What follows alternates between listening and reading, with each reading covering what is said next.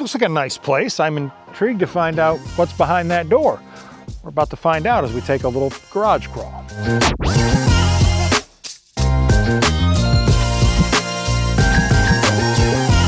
Hello, my name is Dick, and I want to welcome you to a lifetime of collecting. Well, I've been collecting since I was 16 years old. I don't know what it's like to sell anything, but I keep building bigger buildings. This is the third building that we've built on the property to house the vehicles, but I think this is the last. My wife said when it's full, we're collected out, but it's a good family event. My grandson, Oliver, and I work on these cars. My wife likes to ride in them. But each car we bought for a reason. You'll see one here, the 442. I bought when I was 17 in high school and had it ever since, and then just collected along the way. This building is powered by 20 kW of solar panels out behind, 60 panels. But it needs very little energy because the walls are over 10 inches thick. There's 3-foot insulation in the ceiling. It's almost airtight. Some of these cars will sit for a year and there won't be any dust on them, so it's low maintenance. I guess it's a lazy way out. In a Michigan winter here, the building will maintain 40 degrees no matter what the outside temperature is. And it generally never goes over 71 degrees without any kind of air conditioning, even through 90-degree weather. It took 5 guys about 9 days to do the whole floor. It was a big job. People look at it and they say, can we walk on that? Yes, it's got a sealer on it. The cars can drive on it. A drop of oil or something gets on it and you swipe it up, it comes right off. I have a lot of people that hear about it, want to come by and look at it, and it's not a problem. The thing is, these vehicles get driven. I had 2 of them out last Saturday over a car show. We bring them in and out.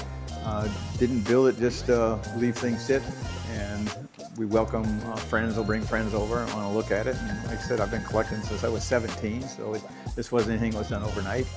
And I think that this will probably be the peak of the collection. The first car that I bought was the 442. It was built right here in Lansing. It was delivered by a dealership 2 miles away from this house and really never left town. And I drove it for 3 or 4 years out of high school and into some college times. Then, I put it in storage because I wasn't, was moved on to some other things, and then I wanted to get back into the cars, and I pulled it out of storage and found out, I knew it was rare. Being a W30, 71 W30 was rare. I saw the value on it, and after that, every few years, I started adding to the collection. What kind of ignited the passion for another car? Well, I started looking around, and I'd see one, and I think, geez, I like that. There's a 69 Retro Mod Camaro sitting right there.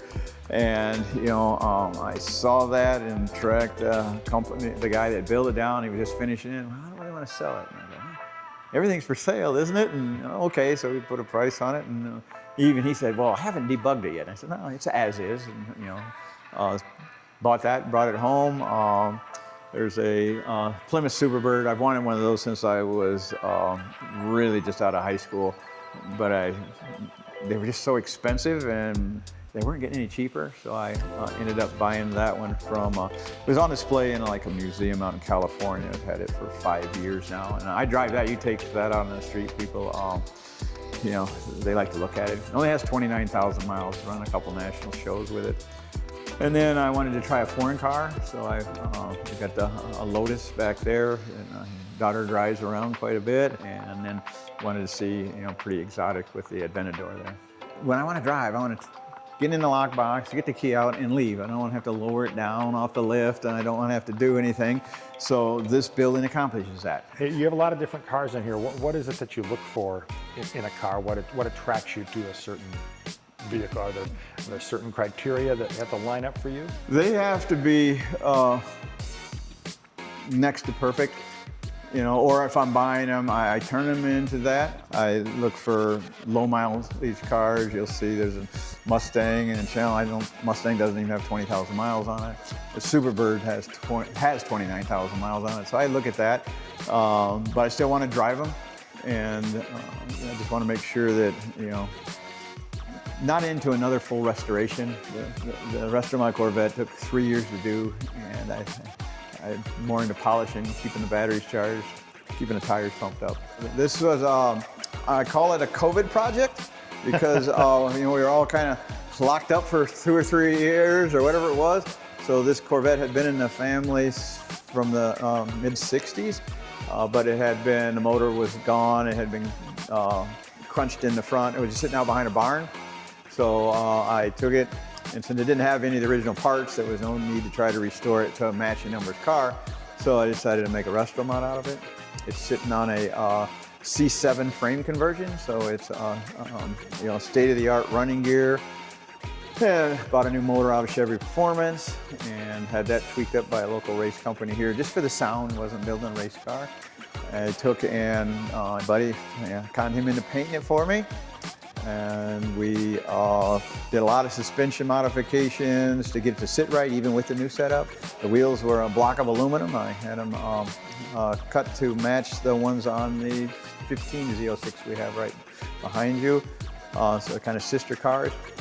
Sent it to Florida for 10 months to have a custom interior build. It's all designed on a computer system, and once you design it, they build what you want. It took them 10 months to do it. A lot of custom carbon fiber in there.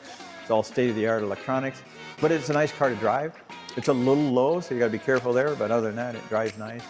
It has Bluetooth cutouts for sound effect when you're sitting at a show, if you want to start up, if you want to listen to it, but other than that, it's pretty tame.